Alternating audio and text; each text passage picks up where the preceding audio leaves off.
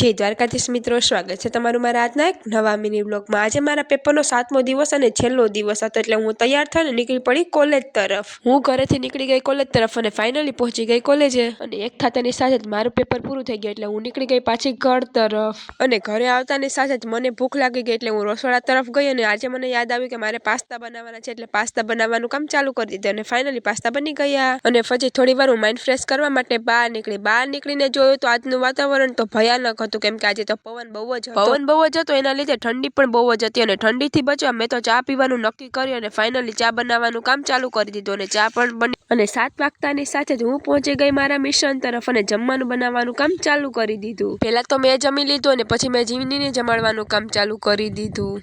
Video કેવો લાગ્યો એ નીચે જરૂરથી કમેન્ટ કરી દેજો। જો તમને વિડીયો ગમ્યો હોય તો લાઈક કરી દેજો। મોર મિની વ્લોગ જોવા માટે ચેનલને કરી દેજો સબસ્ક્રાઇબ। તો મળીએ કાલે કોઈ નવા મિની વ્લોગ સાથે, ત્યાં સુધી બધાને મારા હર